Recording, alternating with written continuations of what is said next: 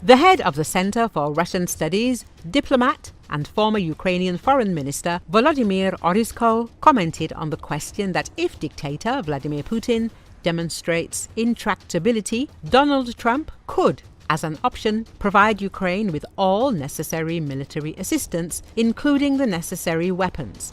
Our fantasies periodically become reality, and this is a very good practice. We shouldn't tell Trump what we need Tomahawks for. We can say, to defend ourselves from these barbarians. But in reality, they can be used the way we dream of, that is, to destroy Russian military infrastructure and deprive the Russians of the opportunity to rearm and attack, he emphasized in a comment to Glavred. He stressed that if Russia is now using 10 to 20,000 North Korean soldiers, this means that it really has a colossal problem with personnel. And if additional American weapons rain down on the heads of their personnel, then things may arise in this Russian army itself that will begin to destroy it from within. Sorry, but the world's second army on donkeys is, of course, a new word in military art. This will definitely be included in textbooks. But seriously, this speaks to the level at which the Russian army is today.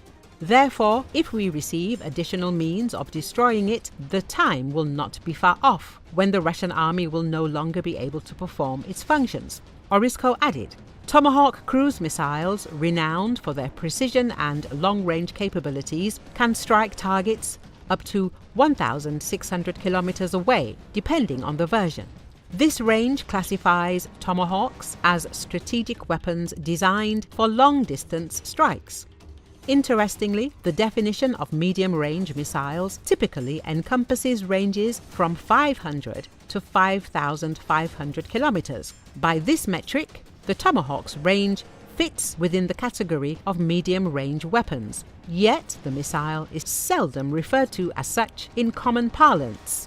This stems largely from the distinction between cruise missiles like the Tomahawk and ballistic missiles, which historically dominate discussions of medium-range weaponry.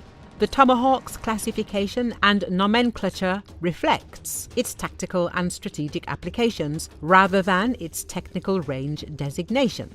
Weapons like the Storm Shadow Scalp cruise missile, the ATA-CMS tactical ballistic missile, or even the JASSM and Taurus are similarly categorized as medium-range systems.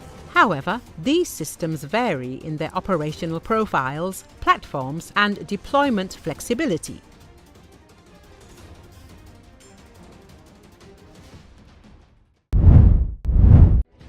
The Ukrainian Defense Forces regained their positions near Sinkivka in Kharkiv region and Berlitsk in Donetsk region.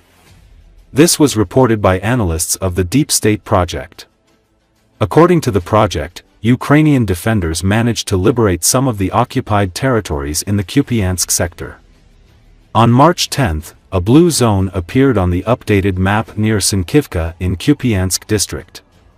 According to Deep State, the Ukrainian armed forces have deoccupied 7.87 square kilometers.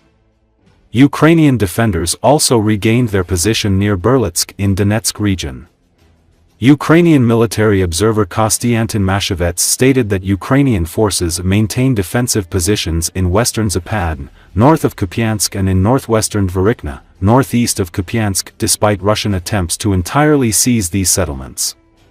Mashevets also stated that Ukrainian forces counterattacked in the area west of Sinkivka and the Oskil River's east bank and north of Kupiansk near eastern Zapadn and successfully pushed Russian forces back east of the Kupiansk-Dvorykna P-79 road between Zapadn and Doroshivka.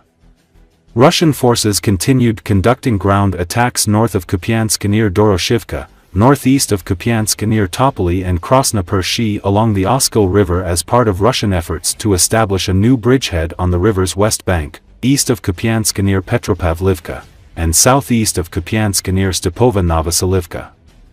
Russian forces are reportedly increasing their operational tempo in the Kupiansk direction. Ukrainian military officials operating in the Kupiansk and Lyman directions reported that Russian forces recently increased their activity in the area and that Russian forces are attacking with mechanized equipment and large numbers of personnel. Khortytsia Group of Forces spokesperson Major Viktor Trihobov stated that Russian forces used previous icy weather to transfer equipment and infantry across the frozen Oskil River to the West Bank.